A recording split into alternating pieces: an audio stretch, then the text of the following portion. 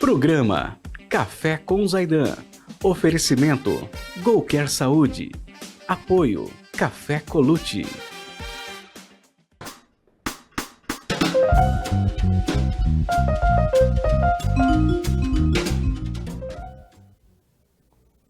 Bom dia para vocês aí, programa Café com Zaidan, 29 anos no ar, hein? Eu lembro do meu amigo Mário Covas aqui, aquele vozeirão. Tem café aqui não, Zaidan? Tem sim, tem café no bule, governador, falava para ele. Meu amigo, tá no Oriente Eterno, meu amigo Mário Covas.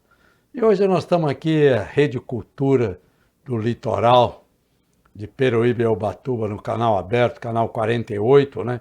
Você tem um privilégio, né?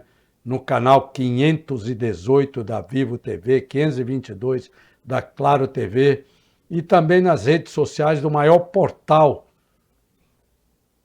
independente, que é o portal Costa Norte, do grupo Costa Norte de Comunicação. Esse grupo forte, cada vez se fortalecendo mais, porque aqui a palavra de ordem é trabalho e o sobrenome é hora extra. Isso aqui é bom, hein? Vamos embora, trabalhando. Eu não paro, velho. Eu trabalho há mais de 60 anos que eu trabalho. Sem parar. Sem parar. Vai vendo, hein? E hoje comigo aqui, meu amigo Fábio Caldas de Mesquita, secretário de Saúde do município de Guarujá, Pérola do Atlântico, que está voltando a brilhar, né? Bom dia, secretário. Muito bom dia, Zaidan. Bom dia a toda a sua audiência. É um enorme prazer estar aqui com você. Um privilégio muito grande ter recebido esse convite. Muito legal, muito bom também estar com você aqui, viu? Muito bom mesmo. A gente sabe do seu trânsito junto ao Ministério da Saúde em Brasília. Você trabalhou com o ministro Padilha, que é um excelente, acho que ele é infectologista, né? O Padilha é infectologista. Já tive algumas vezes com ele. Gente fina, um gentleman, né? Padilha é um gentleman, né? Ele é uma pessoa fantástica.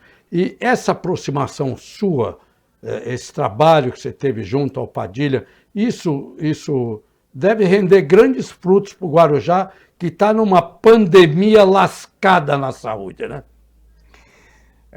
Sem dúvida nenhuma. A gente tem uma relação excelente com o ministro. O Padilha... eu brinco que em 2013 eu já trabalhava na Organização Mundial de Saúde, fazia 6 anos, funcionário de carreira, tudo. Estava no Vietnã na época. Ei, Vietnã. E o Padilha me ligou e falou: Fábio, eu preciso de você aqui. E me tirou de lá, me chamou, e eu vim para ser o diretor do programa, do departamento, né, na época, que era o terceiro escalão do Ministério. Tinha o ministro, o secretário, que era o Dr. Jarbas Barbosa, que depois foi presidente da Anvisa, e o Jarbas Barbosa hoje está na Organização Mundial de Saúde, na OPAS, lá em Washington. E eles eram meus chefes, e eu fui diretor do departamento de DST, doenças sexualmente transmissíveis, AIDS e hepatites virais do Ministério da Saúde. Tinha lá uma pequena crise política, o governo da Dilma. E aí o Padilha me chamou e falou assim: Fábio, eu preciso de uma pessoa que tem experiência técnica, que saiba o que está fazendo, mas que também tem experiência política, porque vem aqui para ajudar a gente nesse momento difícil, né? Conversar. E foi muito bom, foi uma experiência fantástica.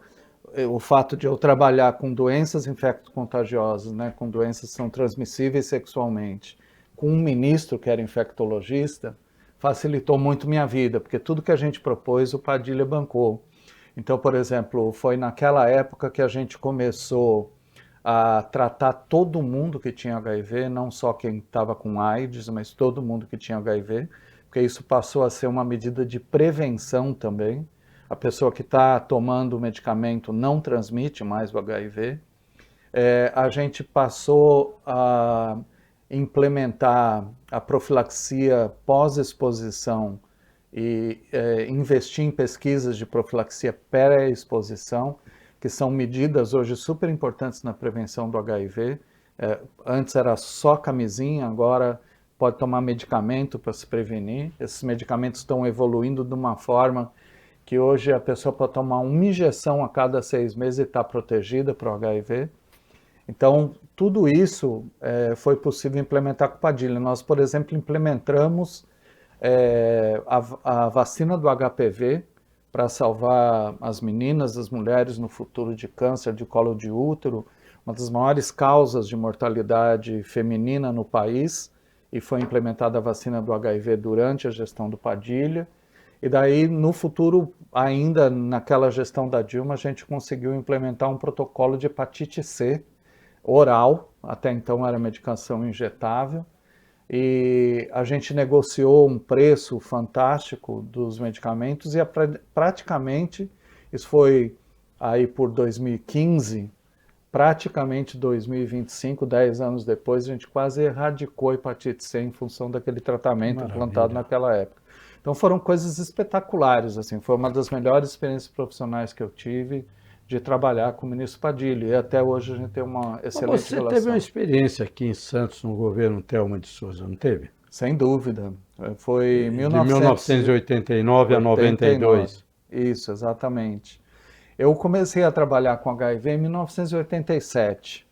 Eu trabalhava ali no Centro de Saúde Martins Fontes, que é o maior centro de saúde da cidade de Santos. Tinha mais ou menos uns 50 médicos ali na Vila Matias. Sim, eu conheço lá. Eu era concursado do governo do estado, estava trabalhando lá. Um dia chega a diretora, a doutora Lia Giraldi, ela era diretora da Regional de Saúde do governo do estado de São Paulo. DRS-4. Isso, era uma pessoa fantástica, a doutora Lia, ela chega lá e fala, gente, nós temos que abrir aqui um ambulatório de HIV. O Hospital Guilherme Álvaro está lotado, não cabe mais gente, não dá mais para atender só lá. Naquele tempo estava explodindo. Estava explodindo. Porto, né? Tudo. Santos Porto, aquele movimento, aquela loucura. O que a gente tinha era metade dos casos de HIV naquela época, era porque as pessoas injetavam cocaína, usavam cocaína injetável. Porque o Porto era exportador de cocaína, até hoje tem essas questões. Até hoje, né? E uma parte da droga ficava na cidade, e naquela época as pessoas usavam injetável. Então metade dos casos era isso, tinha em pessoas da comunidade LGBT, né? Tinha em profissionais do sexo, e tinha casos de mãe para filho, população geral, e estava aquilo bombando. A imprensa naquela época, Zaidan, você deve lembrar, chamava Santos de capital da AIDS. Sim, né? sim. Ela dava essa notícia. Eu fazia rádio em Santos, na Rádio Cultura, eu tinha um programa na Rádio Cultura. E aí eu comecei, a doutora Lia veio e falou assim, tem que abrir um ambulatório. Aí começou a perguntar para os médicos, e naquela época a gente não sabia nada do HIV. Não sabia se transmitia por você atender o paciente, não tinha teste, era completamente novo, era como se fosse o começo da pandemia de Covid, que a gente também, quando chegou, não sabia nada. Exatamente. Você foi trocando o pneu do carro com o carro andando. E aí os médicos foram dizer, não, ninguém queria. Eu era o médico mais novo da unidade. Eu tinha acabado de entrar, era novinho, aí eu falei, tá bom, eu fico. Né? Foi quase que sem opção de dizer 40 não. anos atrás. 40 anos atrás.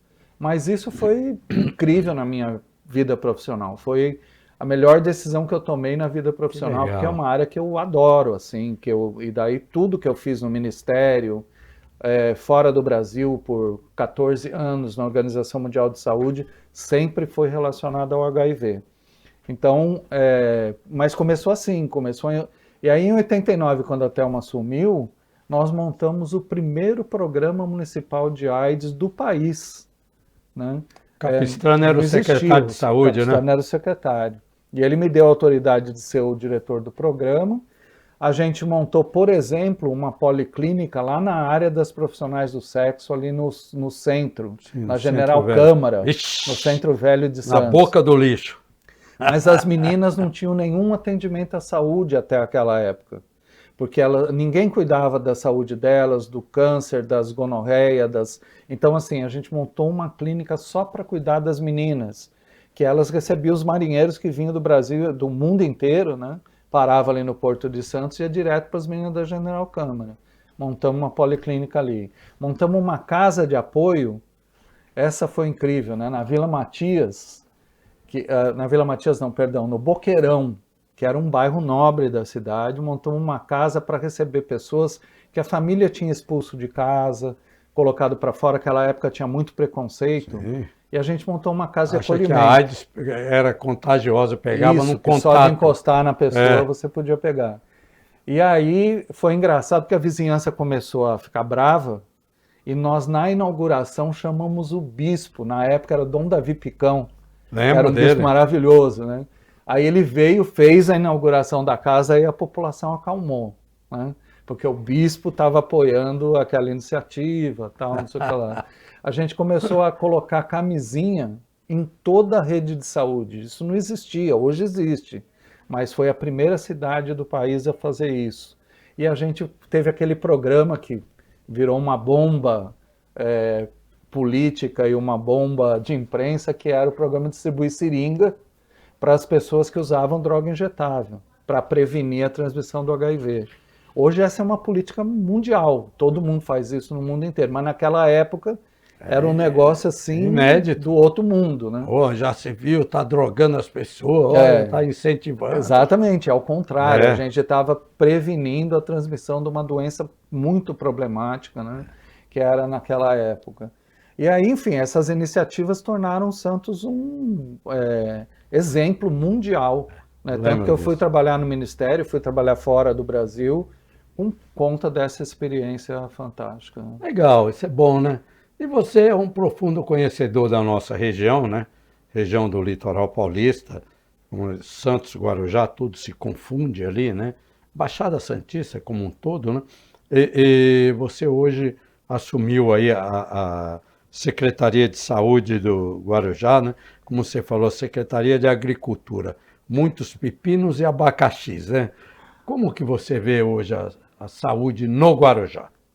Então, eu tive o privilégio de trabalhar em praticamente 8 dos 9 municípios da Baixada Santista como médico, né? E o único que eu não tinha trabalhado até então, o que eu não trabalhei até hoje é Bertioga, onde estamos agora nesse momento. No estúdio. Mas eu estava contando para o pessoal que eu passo todos os natais aqui em Bertioga. Minha família é espalhada pelo estado de São Paulo e a gente se reúne aqui todo Natal, né? Privilégio, nossa. É um lugar que eu adoro, que eu, assim, que eu tenho, gosto muito. Mas o Guarujá, a gente chegou lá e tinham muitos problemas na área de saúde, né? Já em janeiro, com o Fincati, um excelente secretário desde o início da gestão, né? Excelente pessoa. Pessoa fantástica, eu tive uma associação muito grande com ele. Ele é uma pessoa que tinha muita experiência de administração hospitalar, né? Ele administrava o Hospital do IGESP em Santos, e eu vim trabalhar com ele assim com muito prazer. Eu fazia mais a área técnica no começo, até ele sair para outras tarefas, né? Mas a gente se deu bem desde o começo. E o que a gente identificou? Primeiro, a estrutura das unidades estava toda largada. Faltava ar-condicionado, tudo quebrado, um monte de coisa assim, né? A gente tinha até uma piada que eu faço com os meus funcionários, assim, né?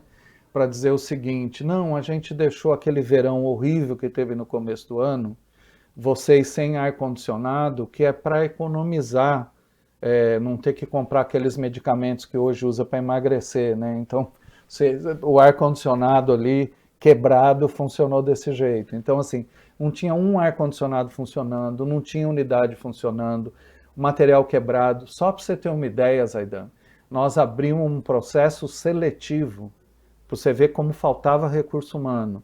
Nós abrimos um processo seletivo que foi sábado agora. Daqui a um mês nós vamos ter contratado 1.000 pessoas. Nós pedimos 1.000 vagas para poder fazer funcionar de maneira correta a Secretaria de Saúde. Agora, qual o tamanho da Secretaria de Saúde? Quantas unidades básicas tem? Quantas UBSs, uma coisa assim? Qual Então, o tamanho dela? Ela é enorme e é engraçado porque eu fui secretário do Farid há 18 anos atrás. E a gente... Foi de 2005 a 2008, né? Exatamente. Eu fui secretário do Farid em 2007, trabalhei com ele, eu tinha um secretário adjunto, que era o Dr. Benjamin, e depois eu saí, o Dr. Benjamin ficou o resto da gestão. Eu saí porque fui convidado para a Organização Mundial de Saúde a trabalhar na Ásia, naquela região da Ásia. E aí eu fiquei 7 meses com o Farid, nós chegamos até a inaugurar uma unidade de saúde, mas era pequenininha a secretaria. Hoje a secretaria tem 21 unidades básicas de saúde, ela tem 6 UPAs, que são pronto-socorros, ela tem Programa unidades de saúde da família tem quantos? do Programa de Saúde da Família, nessas 21 unidades, a gente tem poucas que são Programa de Saúde da Família. Esse é o compromisso do prefeito, que durante a gestão a gente vai transformar todas em Saúde da Família. Certo. E aí a gente está agora também com 2 unidades de especialidades, né, que são as unidades que atendem cardiologia, neurologia, A gente vai etc. fazer um intervalo, Claro. e voltamos nesse mesmo assunto. Fazer um intervalo, eu volto já já com Fábio Caldas de Mesquita, que é o secretário de Saúde do Guarujá. Saúde do Guarujá está doente, mas ele vai dar um jeito. Fica tranquilo que ele vai dar um jeito. Competência ele tem. E o Farid tem uma vontade, que vontade que tem aquele puro sangue árabe de acertar, viu? Que vontade. Vai firme, Farid, está no caminho certo. No minuto.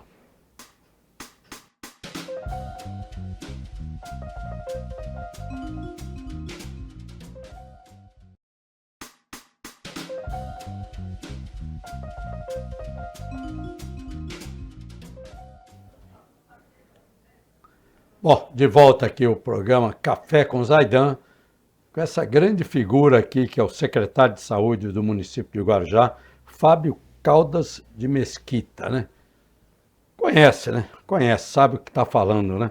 Secretário, a gente estava falando o tamanho da rede de saúde do Guarujá. Você falou que tem 20 e tantas unidades básicas de saúde, acho que 4 UPAs.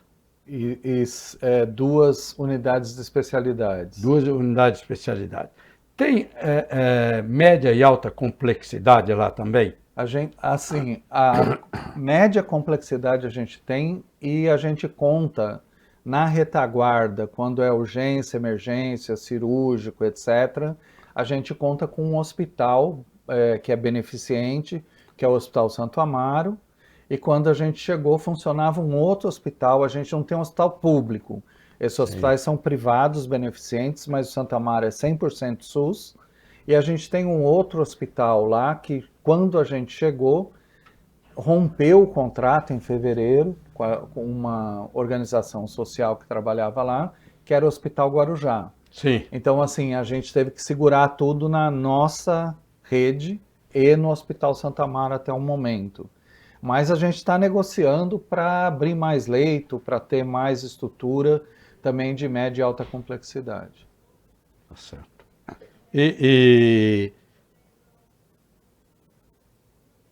quais as principais demandas que você tem na saúde no Guarujá? Quais são as principais? Primeiro, quando a gente Você tem olha... os programas de vacinação contra a dengue, mutirões de oftalmologia. Nós vamos falar disso também, mas hoje quais são as principais demandas? Então, quando a gente olha, inclusive eu vim agora de um treinamento que a gente está fazendo para todos os profissionais da rede, médicos e enfermeiras, só sobre eclâmpsia, né, que é uma causa de mortalidade materna muito importante. Eclâmpsia? Eclâmpsia, que é o aumento da pressão da mulher grávida na hora de ter o bebê. E muitas vezes a mãe morre por conta disso. E nós estamos dando um treinamento que nós fizemos um médico de Pernambuco, um médico de São Paulo, uma estrutura para capacitar o nosso pessoal para enfrentar esse problema. Então, um dos problemas que nós temos é mortalidade materna, tem um índice muito alto no Guarujá. A gente tem mortalidade infantil com índice muito alto. A gente tem tuberculose com índice muito alto. E a gente tem coisas assim que são mais urgentes da gente enfrentar. E, por outro lado, a gente tem que fazer funcionar a estrutura de saúde. Porque o que está acontecendo? Como as unidades básicas, elas não estão atraindo as pessoas para funcionar e não estão fazendo visita domiciliar, não estavam, né? Agora estão começando a voltar ao normal. Elas não estavam fazendo visita domiciliar, não estavam atraindo as pessoas iam tudo para a UPA, né? Não passava na unidade básica. E quando chegava na especialidade, uma fila enorme de tudo. Fila para cardiologista, fila para ortopedista, fila para neurologista, fila para tudo que você pode imaginar. Então, o que a gente está fazendo? Nós estamos com uma estratégia, que na verdade é uma estratégia do Ministério, mas que a gente está conseguindo recurso para acabar com as filas. É uma das prioridades que a gente tem nesse momento. Por isso que a gente está fazendo mutirões. Por exemplo, a cobertura vacinal. Vacina salva vidas, né? Vacina previne uma série de doenças. A cobertura vacinal do Guarujá era muito ruim, muito baixa, em quase todas as vacinas. E teve algumas coisas que nós fizemos uma verdadeira provocação, né? De tomar iniciativas que foram corajosas, desafiadoras e que depois todo mundo concordou que estava certo. Vou dar um exemplo. Cobertura da vacina de dengue, crianças de 10 a 14 anos. Onde estão essas crianças de 10 a 14 anos? Na escola. Cadê a mãe? Trabalhando. Cadê o pai? Trabalhando. Como é que o pai e a mãe vão conseguir tirar essa criança da escola e levar numa unidade da saúde? Não vão conseguir. Então, o que a gente teve que fazer? Ir vacinar na escola. Nós fizemos isso a vida inteira. Você tomou vacina na escola, eu tomei vacina na escola. Sim. Só que chegou um determinado momento, exatamente por causa da vacina do HPV, aí por 2016, uma menininha desmaiou, e não foi por causa da vacina, mas por causa da agulha, dentro de uma escola, e aí se proibiu. E não se fazia mais vacina em escola. Besteira. Olha só. Então nós chegamos no Guarujá, cobertura da vacina de dengue lá embaixo, a criança de 10 a 14 anos não protegida, a epidemia de dengue chegando, e falei, vamos vacinar na escola. Fomos conversar com a regional de saúde, não pode, está proibido. Conversar com o Ministério, não pode, era a Anísia na época, né, a ministra. Não pode, está proibido. Eu falei, nós vamos fazer, acabou. Aí conversamos com os nossos meninos da imprensa, o pessoal que você trabalha lá, né? Os meninos vieram e falaram, doutor Fábio, vamos divulgar. Eu falei, de jeito nenhum. Nós vamos fazer a vacina e depois que a gente fizer, nós vamos divulgar. Porque se a gente divulgar antes, pode vir uma norma para dizer que está proibido e que a gente não pode fazer. E aí fizemos. Deu resultado? Total. Que beleza. Total. Não é só que deu resultado. Quando o Padilha assumiu, que foi 3 semanas depois que a gente tomou essa iniciativa, uma das primeiras coisas que ele fez foi implantar vacina em escola no Brasil inteiro de novo. Então, assim, a gente virou um exemplo de que dá para fazer. Precisa fazer, é ali que está a criança. É ali que você tem que vacinar, né? Então, assim, mas a gente precisou ousar desafiar, né? Porque era o lógico de se fazer, era o óbvio de se fazer. Eu fui vacinado de escola a vida inteira. Minhas filhas mais velhas foram vacinadas de escola. Qual era o problema de vacinar a escola? Nenhum, né? Então, por isso que a gente tomou essa iniciativa e hoje é uma iniciativa do Ministério da Saúde. Então, assim, nós estamos enfrentando os desafios, estamos reparando as unidades de saúde, estamos contratando o pessoal que faltava com essa chamada que nós fizemos aí de um processo seletivo com 1.000 pessoas. A gente vai ter mais enfermeira, mais auxiliar de enfermagem, até motorista para o SAMU, para a ambulância, a gente estava sem. Então, tudo isso a gente está repondo agora e a gente tem certeza que do segundo semestre em diante a saúde vai funcionar direitinho, né? Porque a gente está colocando a casa em ordem. Chegou uma época ali que aquele panda rodoviária virou um hospital. Como está aquilo hoje? Então, ele virou um hospital sobretudo na pandemia de Covid. Sim. Né? Que foi uma época... barraca lá, tudo. Foi uma Ainda época... tem Covid? Ainda tem, né? Ainda tem casos de Covid, tem. Inclusive, a gente recomenda explicitamente que as pessoas se vacinem, não deixe vacinar uma vez por ano. Eu acho que eu recebi a 11ª dose, não sei se tem, mas... É ótimo. Eu fui... Eu devo estar na 7ª ou 8ª dose, mas é mais ou menos isso. Uma vez por ano a gente tem que se proteger, que nem a vacina de gripe agora. Uma vez por ano a gente toma e acabou, né?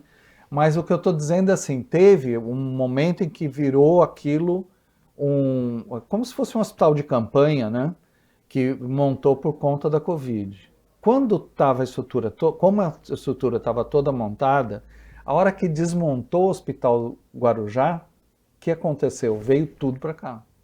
Então ele virou de novo uma certa confusão. se era um hospital, se era uma UPA, né?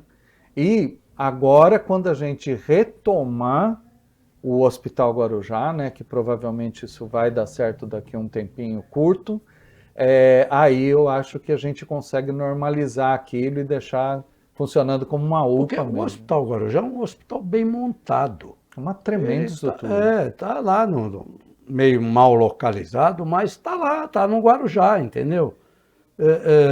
Aquilo é uma pena ficar Parado, né? inutilizável como está hoje. Não, e tem UTI, tem tudo que a gente precisa. Sim, eu sei. Porque, assim, você sabe, né, Zaidan, você costuma trabalhar com o profissional de saúde, você entrevista vários secretários. A gente tem doenças que são sazonais, elas acontecem numa época do ano. Então, você tem que estar preparado para elas, né? Então, por exemplo, começo do ano, nós chegamos na gestão, tinha uma crise de diarreia, né, de gastroenterocolite em tudo quanto é lugar, por conta do norovírus, né? E que era contaminação que as pessoas tinham da praia, de coisas assim, norovírus, comida, gelo, um monte de coisa que daí a gente começou a fiscalizar, deu uma arrumada e aí a gente controlou. Mas todo verão, nos últimos 4 anos, teve uma crise de norovírus no começo do ano. Então, se você se preparar, você não precisa passar pela crise do tamanho que ela foi. Sim. Mas nós chegamos lá, tinha isso. Qual era a próxima crise que tinha, que a gente já sabia? Dengue. Sempre acontece na mesma época do ano. Começa em janeiro, fevereiro, até junho é um caos. Só para você ter uma ideia, a gente tomou tantas ações de prevenção de dengue que a gente reduziu o dengue em comparação com o ano passado, em 87%. Que maravilha. Ela aumentou no estado de São Paulo inteiro. No Guarujá, a gente diminuiu 87%. Porque nós fizemos tudo o que tinha que fazer para prevenir, porque a gente sabia que vinha. E agora nós estamos fazendo a mesma coisa com gripe, que é a época da gripe. O inverno está chegando, frio está chegando. Então, é óbvio que vai acontecer. E aí você tem que estar preparado. Precisa ter leito, precisa ter estrutura, precisa ter vacina, precisa ter tudo, você precisa se preparar, você já sabe que vai acontecer, né? É só se planejar, se preparar e proteger a população, que é o que a gente está tentando fazer nesse momento. Sim.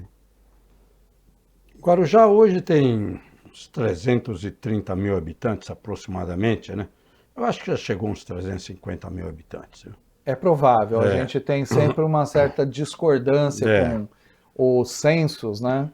Porque os censos não conseguem entrar em determinadas áreas da cidade. E a pandemia também mudou um pouco, comporta muita gente que estava nos grandes centros, acabou migraram, vindo para o litoral. Verdade. Aconteceu com Bertioga, aconteceu com Praia Grande, com Guarujá também não foi diferente, né?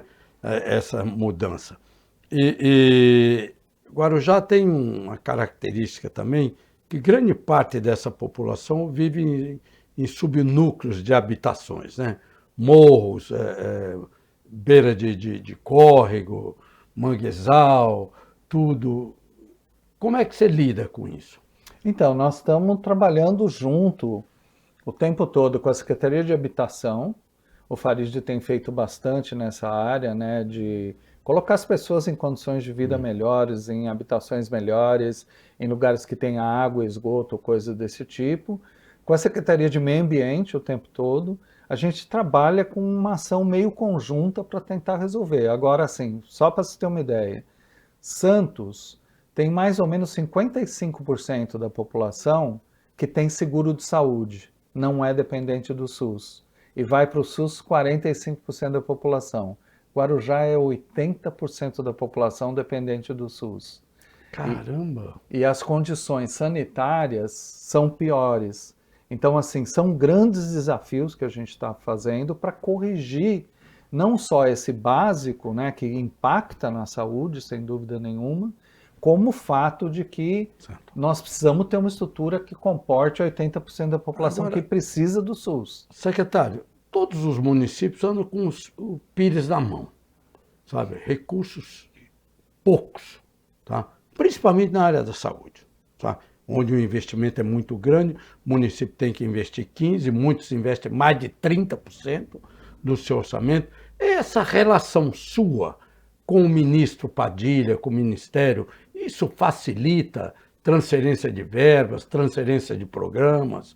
Dá uma facilitada isso, secretário? Claro que a gente tem que seguir as normas são as mesmas para todo mundo, etc. Mas assim, a gente tem muita informação sobre, abriu o processo aqui, entra aqui que tem chance. Isso é fundamental. E a gente está usando essa conexão, esse network, vamos dizer assim, para disputar as verbas como qualquer outro município, mas a gente tem tido um recurso razoável que está vindo de fora. E é isso que você falou, o SUS é um sistema excelente. Eu trabalhei no mundo inteiro, né? Eu trabalhei na Organização Mundial de Saúde, fiquei 2 anos em Genebra, na sede da organização. Nesses 2 anos, eu cobri muito a África, principalmente os países de língua portuguesa. Eu morei na Ásia 12 anos, conheço toda a estrutura de saúde da Ásia, da China, Singapura, Tailândia, Vietnã, Mianmar, Laos. Indonésia. Eu trabalhei tudo aquilo ali. Então, assim, conhecendo todos esses sistemas, o SUS é um dos melhores sistemas de saúde que a gente tem no planeta Terra.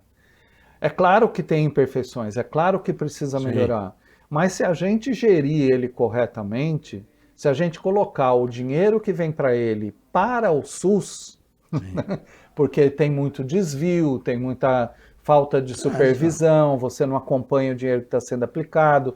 Se você controlar o dinheiro que está sendo aplicado e colocar no SUS, nós temos um grande potencial de resolver e equacionando esses problemas. É um desafio. Pode ver que está uma discussão fantástica no nível nacional hoje sobre a questão do IOF. Todo dia sai matéria, porque o ministro voltou atrás, foi atrás. No Congresso, os caras começam a discutir, mas por que não congela o dinheiro da saúde? De novo, o Temer já fez isso. Aí ficou congelado por 6 anos. Quando o Lula voltou, ele descongelou aquele orçamento que é dedicado à saúde e educação. Hoje a discussão que vem para substituir o IOF, no Congresso várias pessoas já estão dizendo vão congelar. Os parlamentares têm direito aí, acho que mais de 50 bilhões de emenda. 50% disso é obrigatório na saúde. Tem chegado? Tem chegado. Tem chegado. A gente tem um problema no Guarujá. Chega de vereador, chega um pouco de deputado estadual e chega um pouco de deputado federal. Mas, muito sinceramente, seria bom, na próxima eleição, pensar em eleger deputados da nossa região. Que vão cuidar. Exatamente. Que vão cuidar da nossa área. Exatamente. Porque os deputados de outra área não têm nenhum interesse cuidar das outras áreas dele. Né? Secretário, muito obrigado. Muito bom falar contigo, viu? Foi um enorme Vamos marcar prazer. outra vez aqui. Claro, com prazer, Zé. Tá evoluindo, a gente vai conversando. Muito obrigado. Isso no mês que Guarujá vai fazer 70 e... Nós estamos preparando para o dia 30, tem uma grande festa no Guarujá. Quantos anos é? Acho que 70 e... de emancipação política administrativa. Vou ver direitinho. Vai ter uma grande festa no dia 30, o prefeito está organizando. Nós vamos lançar algumas atividades novas. Legal. Para celebrar o aniversário da cidade. Com certeza. Ah, Goquer. Chama aí a Goquer, nosso patrocinador aqui, ó. Eu sou de Santos e santista de verdade tem orgulho em dizer que é daqui. Eu sou de Santos e é claro que eu cuido da minha saúde. Por isso, meu plano de saúde é GoCare. Eu posso ser atendida nos melhores hospitais. Gostou da novidade? Vem ser GoCare. Santa Casa de Santos é exclusiva deles. Olha só. Santa Casa. Todos os funcionários da Santa Casa são filiados ao GoCare. Que coisa, né? Eu acho que a prefeitura de Guarujá também. Eu acho que os funcionários. Então, nós já tivemos um pequeno contato com eles por conta do... os funcionários têm direito a um plano de saúde que sim. Eu acho que é GoCare lá. Mas tá bom, GoCare, o melhor plano de saúde hoje aqui, da nossa região. Secretário, muito obrigado, viu? Boa sorte aí, estamos à disposição aqui. Foi um enorme sucesso prazer, Zedão. Muito obrigado pelo privilégio de estar aqui no seu programa. Legal. O privilégio é nosso. Figura simpática como você, envolvido, altamente comprometido com o que faz. Isso é que é bom. Muito obrigado. Bom dia para vocês aí. Continuem na nossa programação.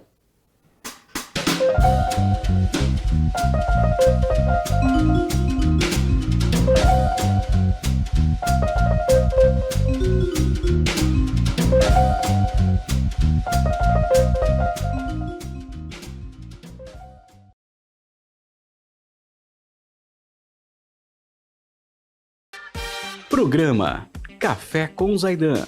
Oferecimento Golcare Saúde. Apoio Café Colucci.